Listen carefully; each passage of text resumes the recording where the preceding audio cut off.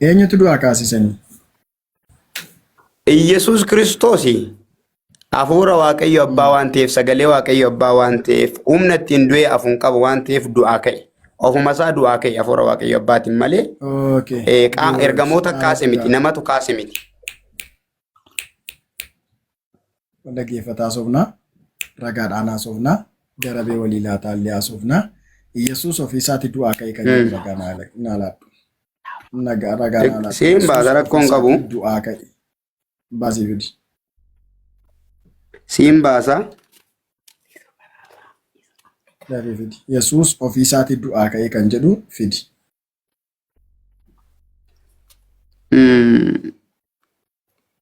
Si baasan jira.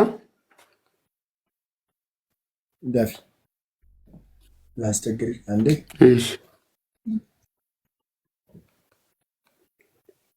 ሜሮሜ ሰደት በቆና ለኮሰ ቁረቶ ቆባፋ ዱካ መጫፋው ቀባት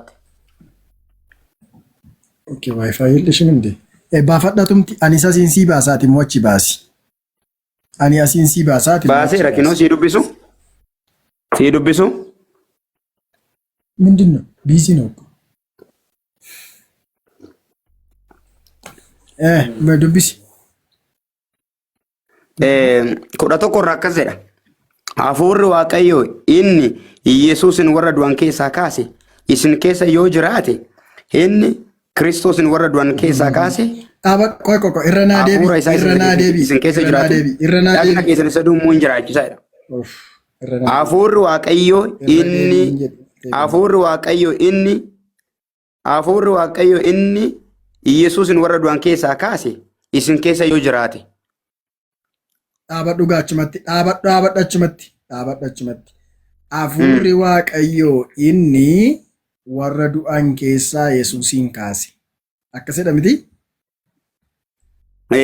Hafuurri Waaqayyoo inni warra du'an keessaa Yesuusin kaase. Hafuura Waaqayyootu Yesuusin kaase jedhamoo Yesuustu ofiisaati ka'edha iddoo kana keessatti. Iyesuusumtummoo ofiisaa hafuura Waaqati kaa. Dhaggeeffadhu asin jallisiin achin jallisiin isamma dubbiste kana naa hiiki.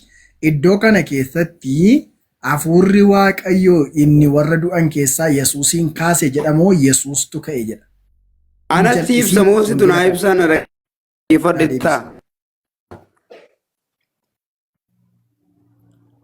Ani siin ibsu sin barsiisa illee yoo ta'e malee iddoo kana keessatti hafuurri Waaqayyoo inni Yesuusin warra du'an keessaa kaase jedhamoo Yesuus du'aa ka'e jedha.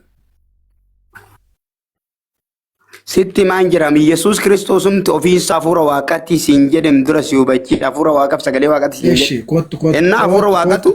Kottu. Dhaggeeffadhu gurba. Altee kun. Irra deebii dubbisime qalbiidhaan dhaggeeffataa dubbisishi. Irra deebii dhaggeeffataa dubbisi. Mee jedhame itti fufi.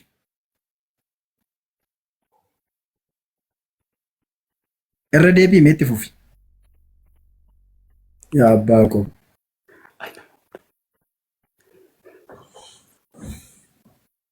Roomirraa moo? Isuma amma dubbiste irra deebii itti fufin jedhe.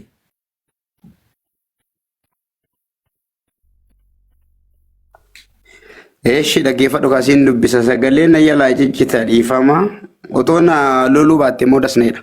Hafuurri Waaqayyo inni Iyesuusin warra du'an keessaa kaase yoo isin keessa jiraatedha. Baaqa dhaabadhugaa achumatti dhaabadhu. Hafuurri Waaqayyo inni Yesuusin warra du'an keessaa kaase jechuun maal jechuudha? Hafuurri Waaqayyo inni Yesuusin warra du'an keessaa kaase jechuun isaa hubachuu barbaadda taanaani. Akkas jechuun maal jechuudha? Yesuus Kiristoos garaa Maariyaam keessa hafuuraan bule. Yesuus Kiristoos garaa Maariyaam keessa akka hafuuraan bulleetu hin beekta. Hafuura qulqulluu garaa Maariyaam keessa bulee. Garaa ishee keessa isa buluu. Siin ibsaa jira kaa. Miila ishee keessa isa buluu. Mataa ishee keessa isa buluu. Hin ibsin. Isa amma dubbiste bichaa naa ibsi malee.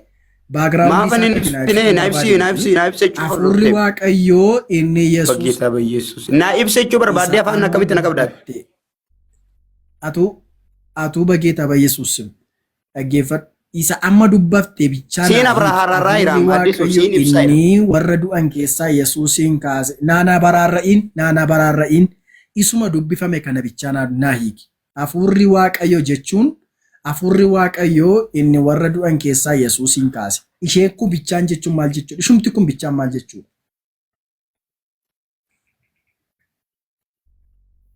Ishiin kun jechuun jechaan hafuura Yesuusin warra du'an keessaa kaase jechuudha. Yesuus Kiristoos jechaadha. Yesuus Kiristoos du'aa ka'uu isaati bakka ofuma isaa of danda'e. Sababni isaa inni hafuura Rabbiif sagalee Rabbii waan ta'eef.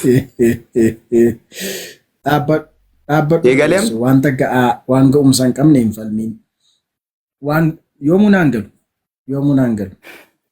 Idboleessoo. Ragaa wajjinas ibsaa jira. Kuni hafuurri Waaqayyo maal ta'e yaa mucaanii? Buna jaallattaati baay'ee.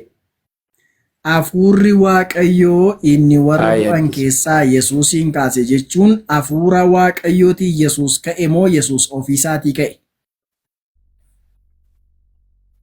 Of danda'ee ka'e obboleessa of danda'ee.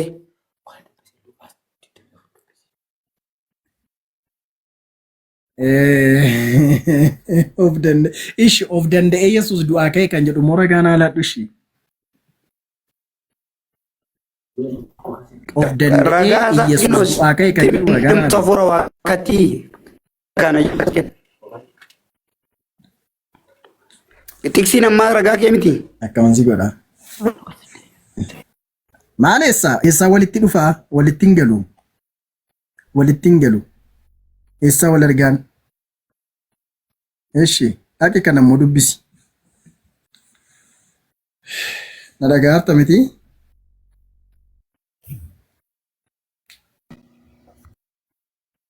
Na dhaga'aa jirta miti?